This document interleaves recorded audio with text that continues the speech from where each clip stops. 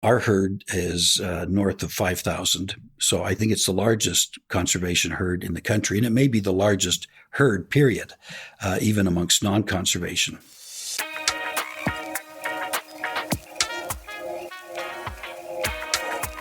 Welcome to another episode of Rewilding the World with me, Ben Goldsmith, and I'm here with Tom Olson, a lawyer from Canada who is devoting his life and his resources to bringing back Canada's plains bison. Tom has bought large stretches of land with his family that he's rewilding with bison and is building up an extraordinary body of knowledge around just how productive these grassland ecosystems can be when the bison return, not just for the other species that are returning, but also for humans themselves. Tom, thank you so much for joining me today. My pleasure. Tom, how did you get into this? You're a lawyer. Your father was a school teacher. How did you become Canada's most important bison rewilder? Well, Ben, it was back in 1992. We were looking for a project for the family to promote conservation. And we studied, all kinds of animals that we could try to help rewild, restore. And bison seemed like the obvious choice in Alberta, because obviously Alberta was a place where historically there were millions of bison.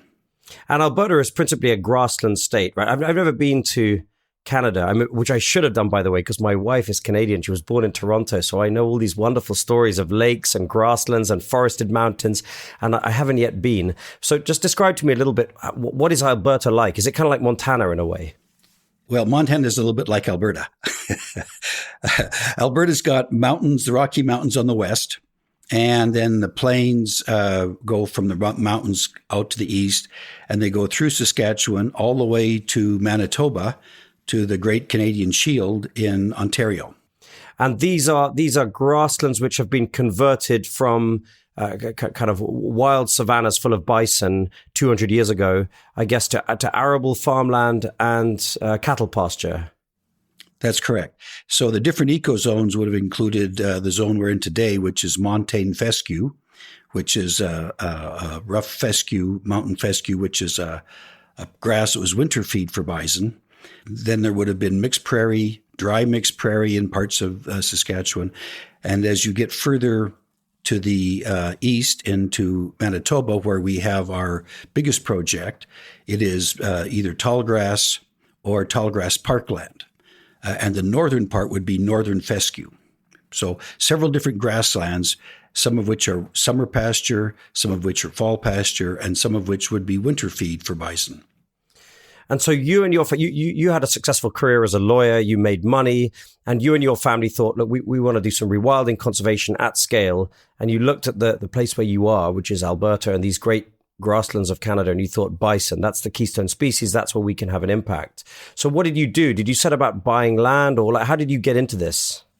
Well, land, then bison, land, then bison. It sort of grew.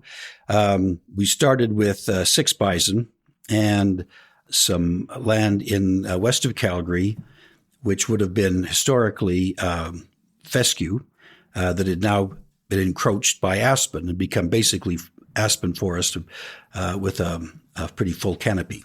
That's where we started, and then we expanded.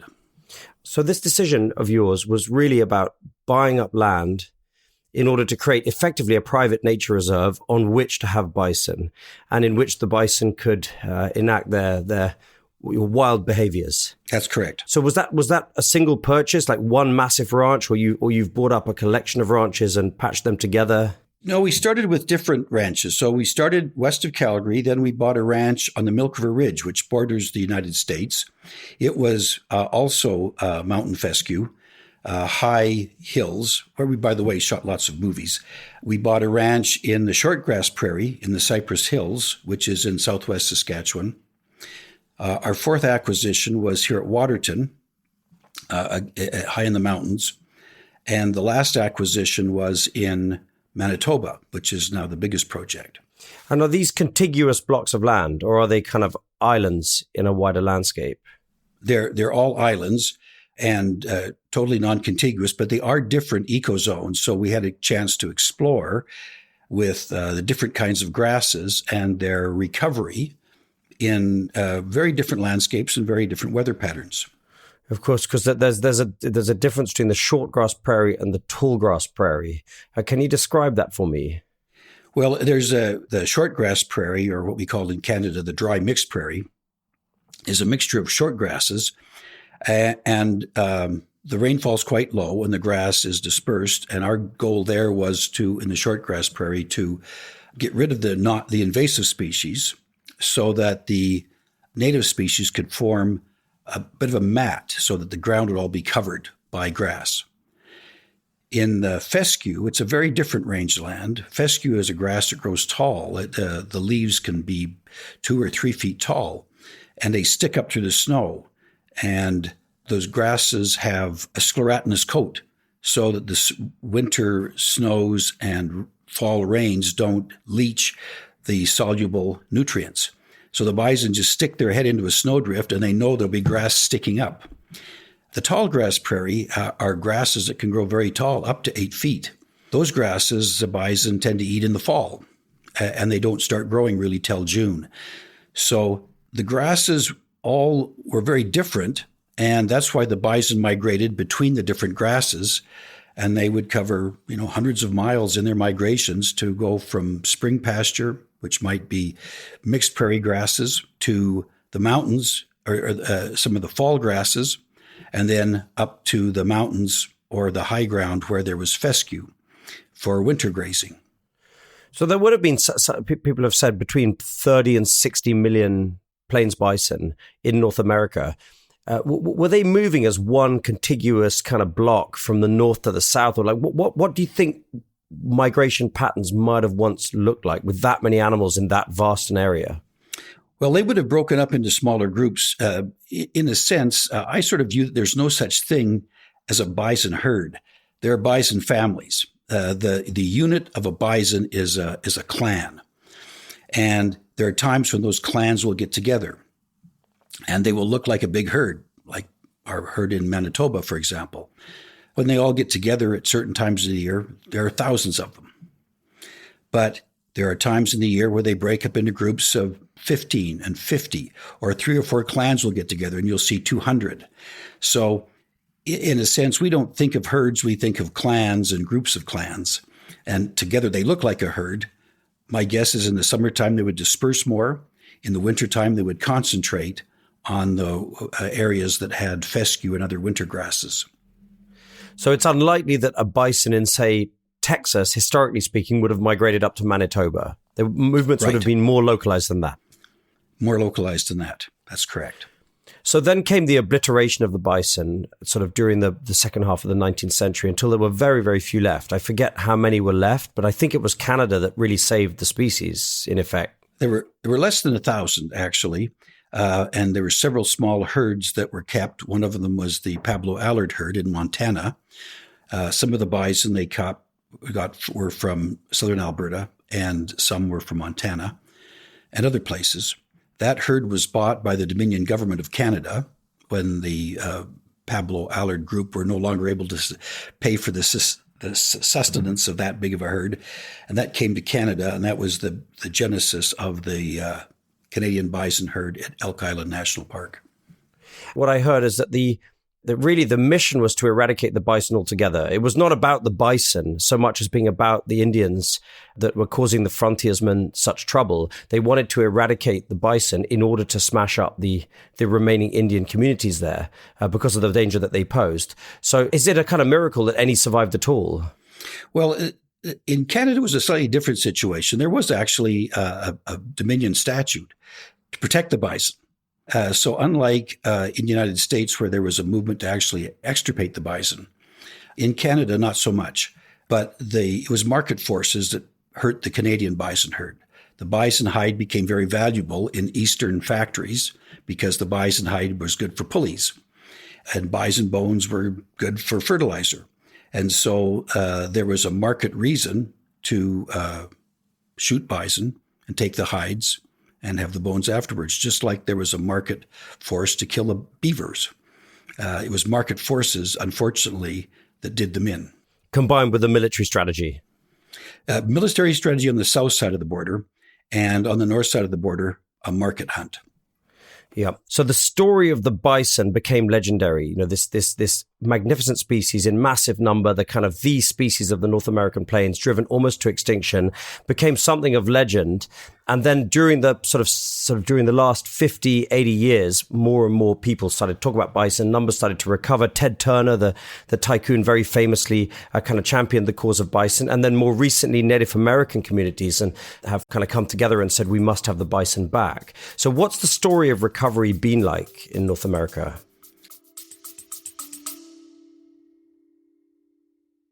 This episode of Rewilding the World is very kindly brought to you by Uni, that's UNI, the world's first nature-friendly line of luxury body care.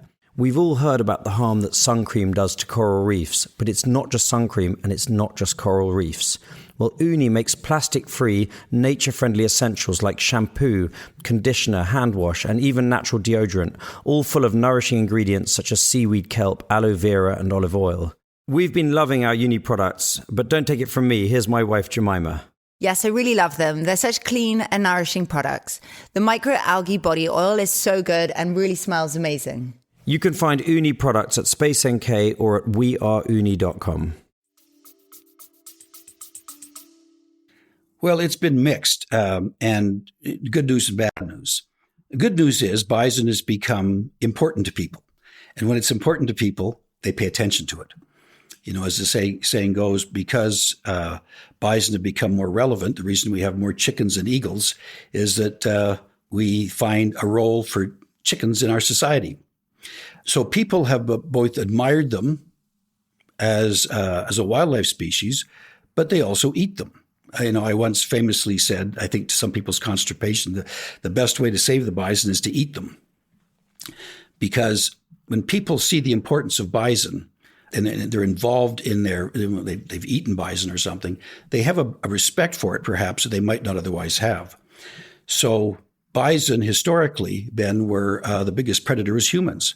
For millennia, they fed almost an entire continent, not the East Coast and West Coast, but everything in the middle was fed by bison. People were clothed by bison. They were housed by bison, and their tools were made from bison bones. So they were virtually the economy of the First Nations in the plains. So how did the recovery actually come about? I mean, I looked up numbers before this, and it said that there's somewhere around 30,000 wild bison now across both countries. Many of those are in Yellowstone. Yeah, there are, I think, 3,000 to 5,000 in Yellowstone. There are 600 in Elk Island National Park. Our herd is north of 5,000. So I think it's the largest conservation herd in the country. And it may be the largest herd, period, even amongst non-conservation animals. Ted, who I've spent time with, by the way, and who's a brilliant conservationist and brilliant perspective of how to view bison in the environment. But Ted has got, I think, in all of his ranches together, north of 50,000. I don't think there's any one herd that's greater than 5,000, but collectively on all his ranches, which I think are like 26, he has something like 50,000.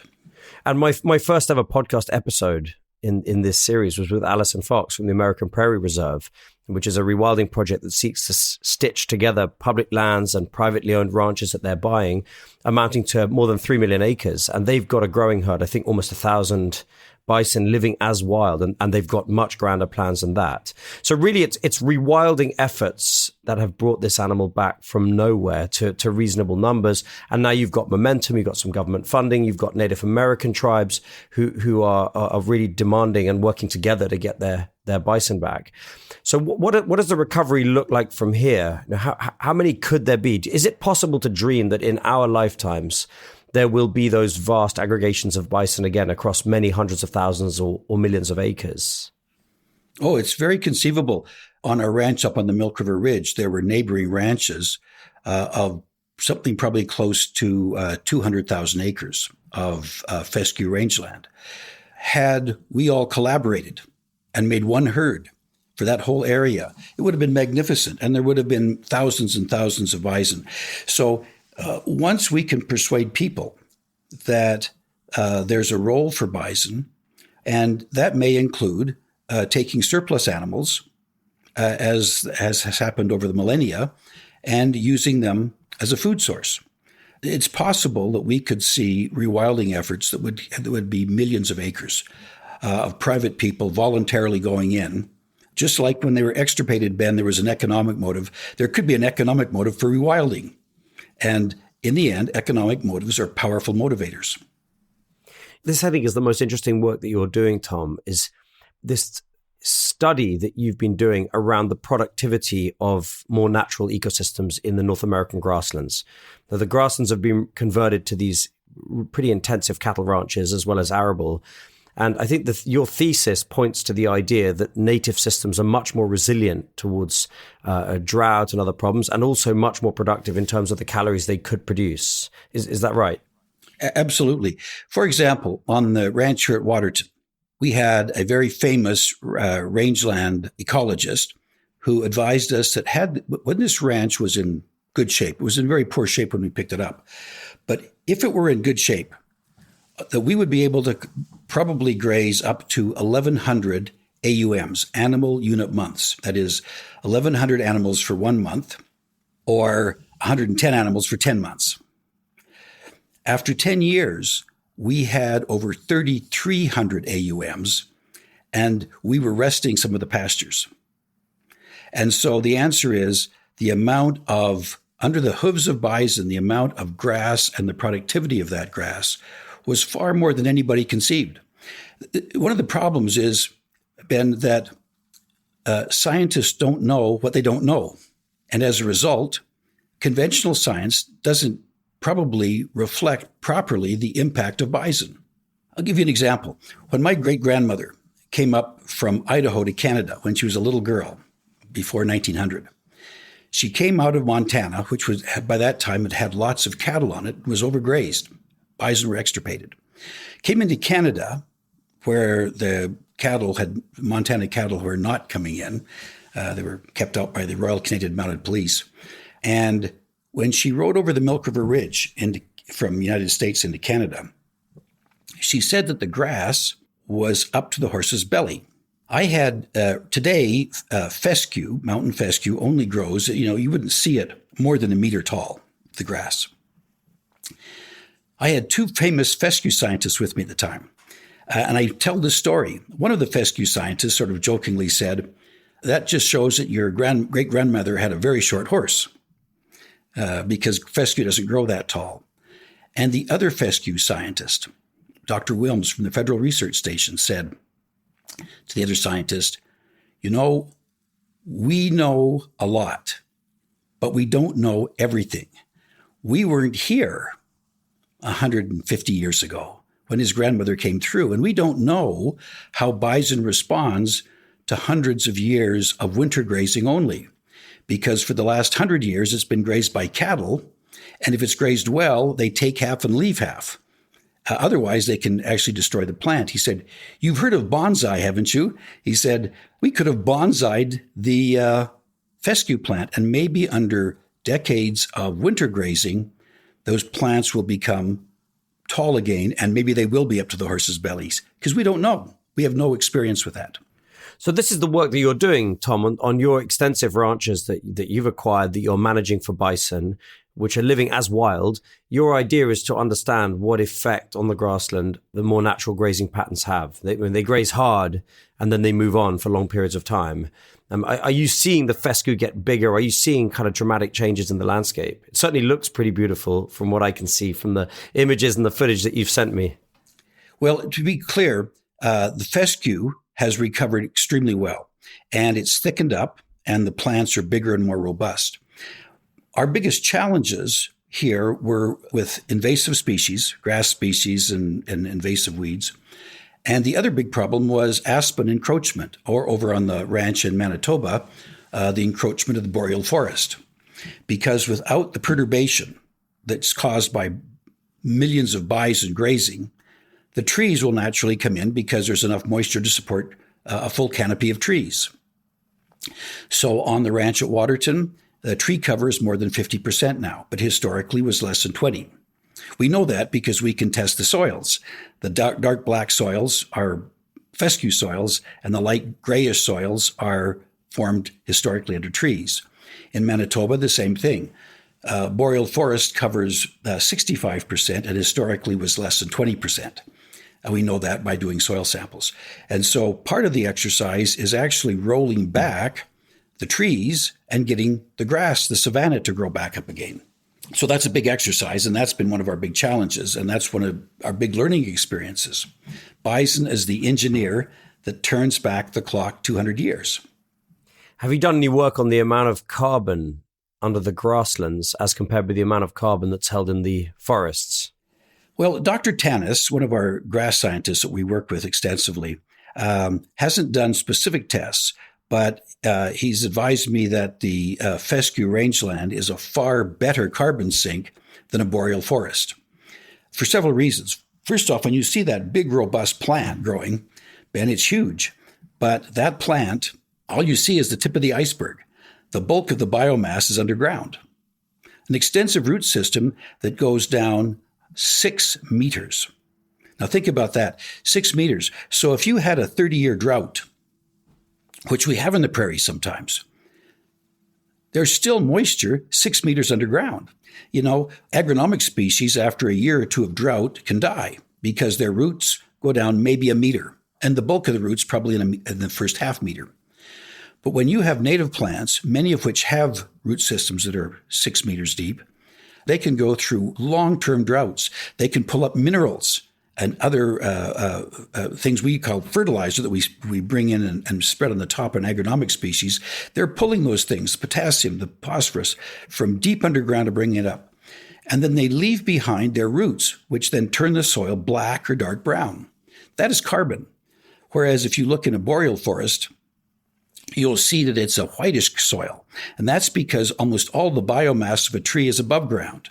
And that tree, if it's boreal forest or an aspen forest, will burn or die typically within 100 years, which means that carbon is released back up into the air. But for the grass species, it's not. It's underground where it stays. And that's why the soil gets blacker and blacker and blacker over time. And that's all carbon. That's a big carbon sink. I mean, what you're describing really is kind of the intellectual fraud of North American modern agriculture, because the unbelievable richness of that soil that's formed under thousands of years of grassland with bison is really the American agricultural heartland.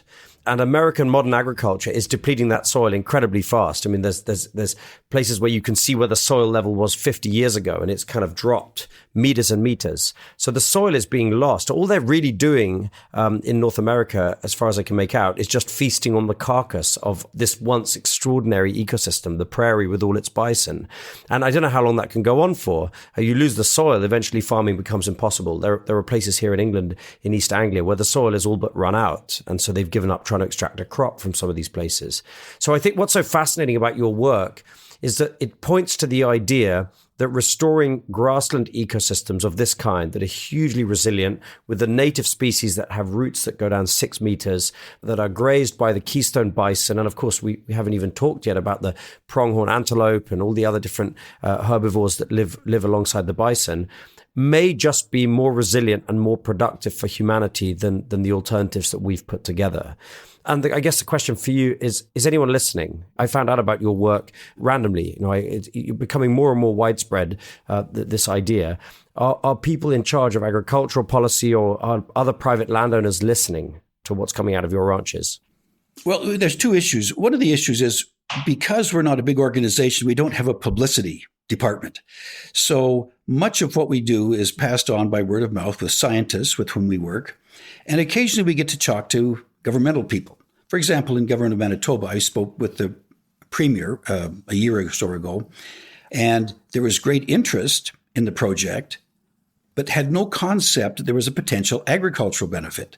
And the Premier said to me, Tom, that's a great project you're doing, but setting aside land for wildlife recovery, that doesn't feed people. She wasn't being flippant or anything. She sort of said that in jest. I reminded her, though, the amount of protein that those bison produce today is multiples of what the historic ranches did, because the amount of forages produced is multiples of what the historic ranches did as we turned the clock back. And so historically, we took the surplus bison and sold them into a food market. We don't do that today. We're still building the herd, but someday we may do that again. And if we do, the surplus bison alone will feed people and help the ecosystem. Is we have to cull animals. Wolves do some culling for us. The odd grizzly bear will take the odd bison, but ultimately the numbers will require some human culling. So is that your vision? Is your vision that swathes of the Canadian West and South should be returned from cattle ranches and arable to a kind of contiguous grassland savanna system with large numbers of bison living as wild, and the surplus animals are then harvested to provide meat for people? Is that an agricultural as well as a kind of nature vision? It is. I mean, to that extent, agriculture and nature are the same because the First Nations practiced that agriculture sustainably for millennia. And the bison numbers were huge. We don't know for sure how many bison there were, but as I met with some scientists who came over to look at our project, there was some discussion about how robust the pastures were with all the forbs and the grasses and the mixture of grasses. And this one scientist said, Tom, it's clear that what people look at short grass prairie, mixed prairie, tall grass prairie, tall grass parkland, fescue, and they make decisions today about what the carrying capacity of bison might have been. But if all the fields were as robust and healthy looking as yours look, surely there must have been a lot more bison on the continent. And that is my belief, that we don't know on a large scale until we see bison numbers that are significant. We don't know the full impact of the improvement to the ability to turn sunlight into plants. We don't know that until we've had some experience. And our experience has been that the amount of plant material that can grow under the hooves of bison is far greater and certainly far more sustainable than those are growing in traditional cattle ranching. But could that be an economic proposition? Could a ranch decide, I'm going to drop my fences, team up with my neighbors, have wild bison running across the land, harvest the surplus animals to sell them as meat? Is that something that could theoretically be economic? It's obviously desirable for the likes of you and me that love bison. We love rewilding. It's desirable to the Native American Indians who want their culture back, but it's clearly more resilient than the modern systems which are depleting the soil. But is it economic? Is it something that someone's going to rationally do? Someone has to make a living from this. Well, we're the guinea pig. So we're the ones trying that experiment out. And here's what I can say. It has been profitable from time to time, but by and large, we subsidize it.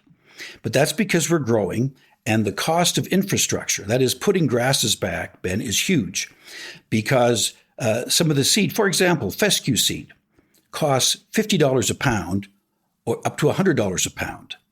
And you have to put at least 10 pounds of fescue seed if you're trying to plant it back into a field that's, for example, been cultivated for crops. Well, you think about that, the cost of seed could be $1,000, more than the cost of the land in Canada. So it becomes a real challenge. But here's the point, though, Ben. Once you've got that infrastructure in place and the native grasses are there, and you've reintroduced a good mix, wide variety of seeds because some of the local native grasses will have been extirpated, there are no more inputs, no fertilizer. Even the native plants even use forms of nitrogen that agronomic species can't use. And therefore, you see, I was talking to my cousin, for example, who's a famous fertilizer scientist. And I was saying, how is it that the fescue and the tall grass prairie can produce more forage than a hayfield, and there's no nitrogen inputs? You can get nitrogen from, say, rain. It might bring down 30 or 40 pounds per acre. But in a hayfield, you might need 150 or 200 pounds per acre to produce a hay crop, agronomically. So how do you produce that much? And he said it's because the native plants were using forms of nitrogen that agronomic species are not able to use. So interestingly, the phosphorus, the potash, the sulfur, all of those things the native plants are pulling out of the ground, and agronomic species are incapable of doing that. So yes, it is. There is great opportunity for sustainability. I should have asked this already, Tom. How much land do you now own, and how many bison do you have? Well, we'd be probably in the range of between 100 and 120,000 acres. most of which is in Manitoba. And the number of bison would be north of 5,000 bison on the ranches. And you've bought that land with money you've earned during your career as a lawyer. That's correct. And we also have some Crown land in Manitoba. So the Crown has made available land for us to manage on long-term leases. So we've been able to manage both Crown land and our deeded land. Tom, how much time do you spend yourself personally, your career notwithstanding, among the bison? How does that make you feel? I mean, this must be an unbelievable joy to you to put your dream into practice. The window behind you, the extraordinary views of bison in these extraordinary landscapes. How much time do you get to enjoy that yourself? Well, I try to spend much of the summer, spring or fall, in with the bison. And I have the luxury of being able to go out there sometimes. Sometimes they make me work, but mostly I'm the local ecologist for the ranch. So I will go out and see the perturbation after they've moved, and make observations, notes, and help their migration through the different ranges we have for the bison. Those are calls that I usually make. And then I get to sit and watch the bison. And I got to tell you, Ben, that is one of the most satisfying things because the bison are a very social animal. And I've learned so much about their social being because it has a big impact on how they affect the landscape. Are you scared of them? No, not at all. Bison are, when they accept you, if they don't see you as a threat, you can walk in amongst them. You have to watch out. Bison are wild animals, and they're pretty big. And we have had a person on one of the parks who was killed by a bison, gored by a bison. But it was a situation where the person had been a little bit too familiar with bison. And as they tried to move away, the person continued to try to walk towards it. And the bison didn't do anything mean. Simply, when the person got within 2 meters of the bison lunged forward. And unfortunately, the horns hit the femoral artery, and then the bison ran away. So had that horn punctured an inch over from the femoral artery, the person would have been sore, but fine. Unfortunately, it was a very sad event. But I walk amongst those bison, and they give you lots of signs. If they don't like you coming with, they'll shake their head just like this, just like you would do. It's a pretty obvious thing. They shake that big furry head, and as you get close to them, they blot out the sun. They're so big. So they shake that head, and you shouldn't go any further, and you just back off. If you go further, they might lift their tail.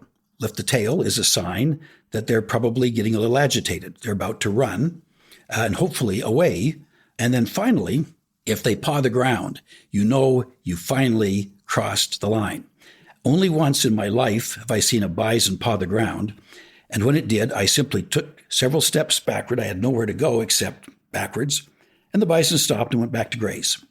So they give you all the warnings. You just have to be sensitive to that and realize they are big animals and they're wild.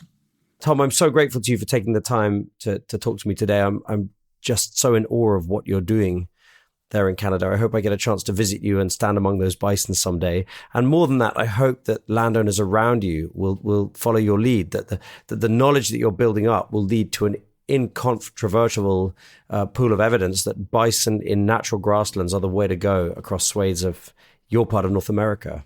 And Ben, it's not just the local people sort of learning, it's scientists too. When we first brought bison to Waterton Park, for example, the bear biologist properly came and said, Tom, we're worried that your bison might harm the Saskatoon berries, and you have a local resident grizzly bear. And so I said, well, I've noticed in other places the Saskatoon berries, which is like a blueberry on a stick, I said, they seem to be quite robust. Well, anyway, we turned the bison loose, and sure enough, all those patches of Saskatoons, Ben, the bison did exactly what this biologist was concerned. They went up there, they rolled on them, they stepped on them, they nipped off the edges. And what they did was they revitalized those patches of Saskatoon berries. So when I came back from a business trip, I noticed the park wardens, because we butt up to the Waterton Lakes National Park, several of them observing with field glasses something on the side of the mountain on our bison park. And I got the field glasses with them, and we counted 4 grizzly bears in close proximity.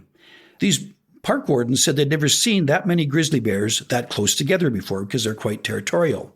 And they speculated that the Saskatoon berries were so thick on the side of the mountain after the bison had sort of done their thing and revitalized them that they were now prepared to let other grizzly bears get close. So the fact is the bison have had a big impact, not just on the grasses, but on other animals. A big upsurge in the moose population. Wapiti come by here more often. And on the predators, the grizzly bears, they help find good habitat or prepare good habitat even for grizzly bears. So the insects, we're doing a study in Manitoba now with the University of Manitoba on the change in insect population, more predator insects now and birds that control the damaging insects that ranchers have to use pesticides for. And here we have a natural solution. But it's all driven by the bison. So it's grasses, it's predators, it's other big ungulates and other mammals, it's birds, and it's insects. It's the whole deal. It's Humpty Dumpty being put back together again. Tom Olson, thank you so much for taking the time to join the podcast. What you're doing is just awesome over there. You've picked up this issue and you've bought land and you're leading by example and you're building up a body of knowledge, and it's just extraordinary. Thank you so much for everything you're doing. Thanks for taking the time to talk to me. My pleasure, Ben. Good talking to you.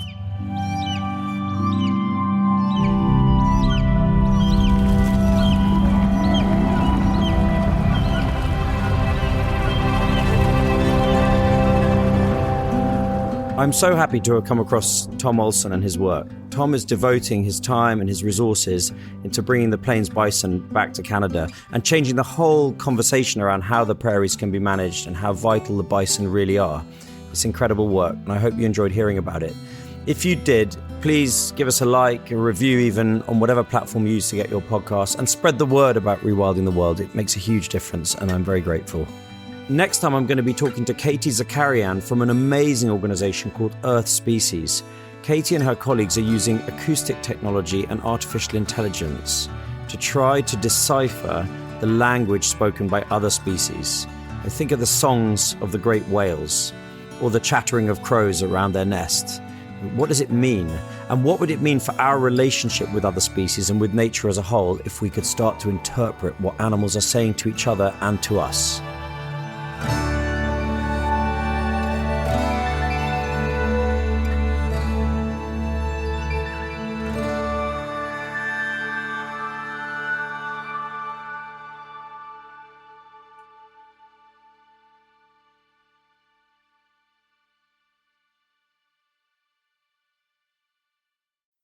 You already know that this isn't about one species. It's about systems, interdependence, collapse.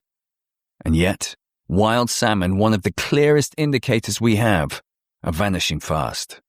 Their decline signals something deeper, something more dangerous. I'm Jim Murray. I host The Last Salmon. It's not a side story.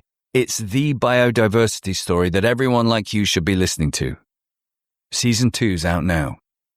One of the best ways to support rewilding is to go and visit rewilding projects on the ground. My friends at the European Nature Trust have asked me to tell you about a series of coexistence adventures that they've put together. They're designed to give you the best chance of seeing Europe's most iconic species, bears, wolves, lynx, and so on. All of these are on the rise in Europe because of rewilding projects. These trips are hosted by expert guides and conservationists, and most importantly, the European Nature Trust is giving half of the revenues directly to the foundations working on the ground to restore wildlife.